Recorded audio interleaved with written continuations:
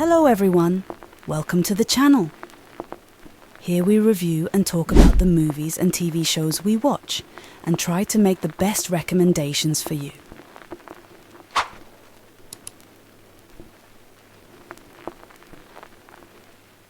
Today let's talk about Blue Jean. Blue Jean is a 2023 lesbian drama directed by Georgia Oakley, which follows Jean, a lesbian PE teacher who is forced to live a double life. She is pushed to extreme lengths to keep her job and her integrity when a new student enters the school and her actions threaten to expose Jean's sexuality. That is overall the essential of the plot. Set in the political landscape of the late 80s, when the controversy surrounding the homosexuality was a burning issue in the UK, the movie makes the link between the past and issues that are still relevant today. Jean herself has nothing exceptional. She's just a woman who wants to live her life like everyone else. But the society in which she lives doesn't allow her to be who she is and to freely love whoever she wants. Because of her sexuality, Jean is always careful about the way she interacts with her students and the way she behaves around her colleagues and neighbours in order to avoid any controversy. She also has to put up with unpleasant comments from her colleagues on the viral issue of homosexuality, which is making the everyday headlines. Jean is clearly leading two separate lives, one by day, the other by night, and most of the time, she tries to keep them separate. That is, until she runs into Lois, one of her students, at a gay club. I don't want to spoil the movie for you because I think you should watch it and make up your own mind. I particularly like Jean's relationship with her politically engaged girlfriend Vivian. Vivian knows who she is and clearly displays it through her look and her tattoos. On the other hand, you can't help but think that Jean doesn't like that part of her life and is trying to reconcile that part of herself with what she thinks she needs to be in order to be part of her society. This is something that weighs heavily on her relationship with Viv, because she often feels as if Jean is ashamed of her and their relationship. Thanks to the film's slow pace, we spend a lot of time with Jean and get to know every aspect of her life. So much that we really understand her and the choices she is forced to make in the face of her situation. It reminds me of the movie Eileen.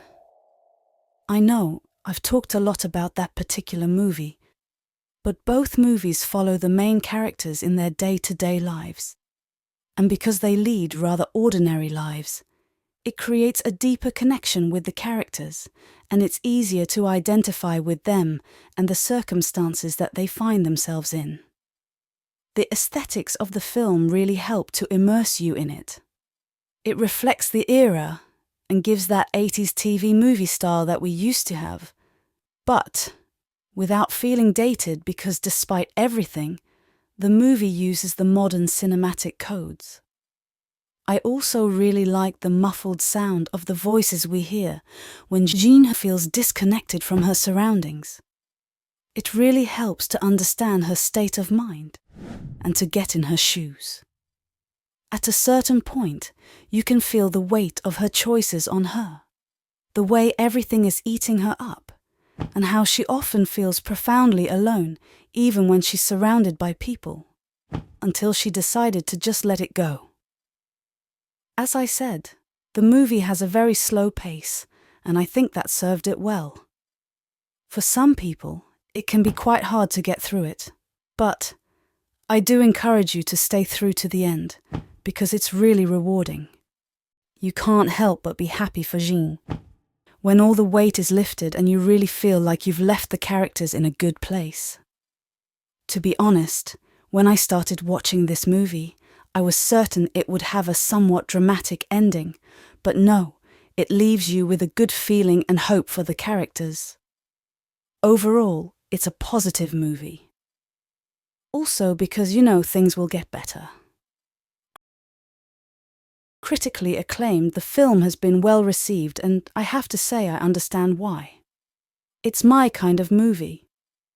The performances are excellent, the story is well written, and the cinematography is excellent. I will give it a big 8 out of 10. And I strongly recommend that you watch it. It is available on Prime Video. Have you watched it? Please let me know what you thought about it in the comments. Please keep in mind that this is my opinion, and I encourage you to make your own by watching the movie. I hope you enjoyed my review. If you appreciate this video, don't hesitate to like and subscribe. See you soon. Keep watching and thank you for supporting the channel.